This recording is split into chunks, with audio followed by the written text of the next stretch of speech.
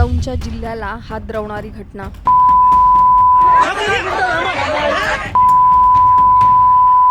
पुतळ्यावरून वाद, लोकप्रतिनिधीला मारहाण।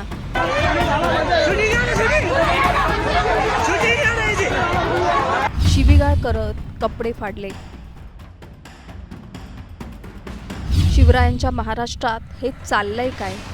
शिवाजी महाराजांचा पुतळा काही समाज बुलढाणा जिल्ह्यातल्या लोणार तालुक्यातील चिखला गावात घडलेली ही घटना फक्त धक्कादायक नाही तर संतापजनक आहे।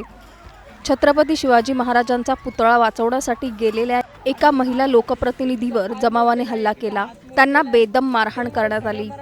इतकंच नाही तर त्यांच्या अंगावरील कपडेही फाडण्यात आले। आणि सगळ्यात गंभीर बाब म्हणजे हे सगळे एकीकडे घडत असतानाच पोलीस नेमके कुठे होते असा सवाल केला जातोय। नेमकं काय घडलंय चिखलामध्ये? महिला लोकप्रतिनिधीवर कशा पद्धतीने हल्ला झाला? पोलिसांची नेमकी भूमिका काय होती? याचा सविस्तर आढावा या व्हिडिओच्या माध्यमातून आपण घेणार आहोत। त्यासाठी हा व्हिडिओ शेवटपर्यंत पाहत राहा आणि टाइम्स नाऊ मराठीला लाईक, फॉलो आणि सबस्क्राईब करा। कपडे फाडून मारून आणून आमचा एकीचा पाय मोडलेला आहे, एकीचा हात मोडलेला आहे। बुलढाण्याच्या लोणार तालुक्यातील चिखला गावात सध्या तणावाची स्थिती आहे। काही दिवसांपूर्वी या गावात अज्ञात व्यक्तींनी महाराष्ट्राचा आराध्य दैवत छत्रपती शिवाजी महाराजांचा पुतळा उभारला। पण ही जागा सार्वजनिक कार्यक्रमांसाठी वापरली जात असल्याने ग्रामस्थांच्या एका गटाने पुतळा तिथून हलवण्याची मागणी केली। या मागणीवरून गावात तणाव निर्माण झाला आणि याच वादात प्रवेश झाला महिला लोकप्रतिनिधी संजीवनी वाघ यांचा।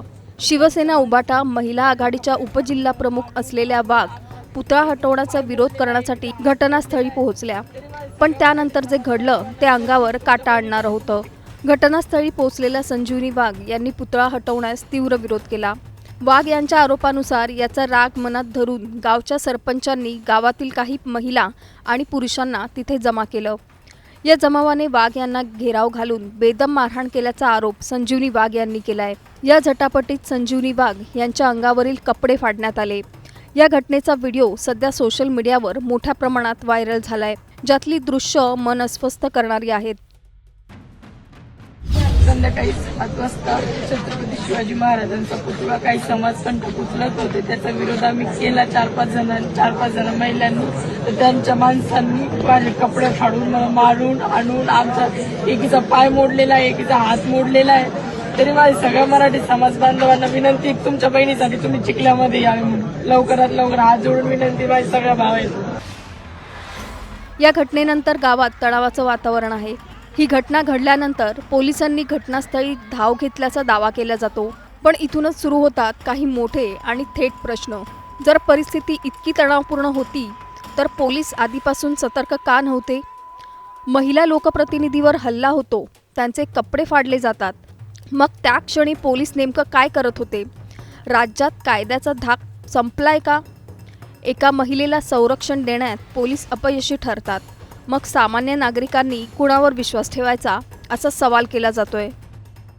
आम्ही चिखला इथे शिवाजी महाराजाचा पुतळा मांडलेला होता आणि आम्ही तिथं अडवायला गेलो म्हणून त्याने आमच्यावर मारहाण केली। आम्ही 4-5 बाया होत्या, 4-5 बायांच्या बंद गाव होतं। बंद गाव असताना त्याने आम्हाला सगळ्यांना मारलं।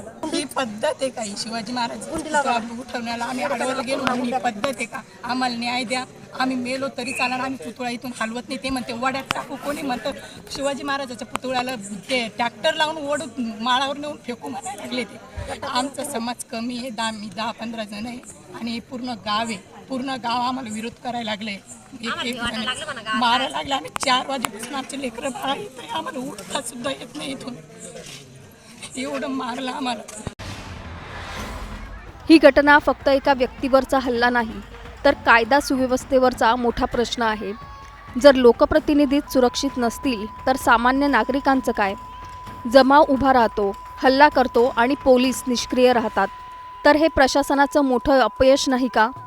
या घटनेमुळे शिवसैनिक आणि शिवप्रेमींमध्ये तीव्र संताप आहे आणि दोषींवर कडक कारवाईची मागणी जोर धरते। ही घटना फक्त मारहाणीची नाही तर ती थेट व्यवस्थेच्या मुळावर घाव घालते।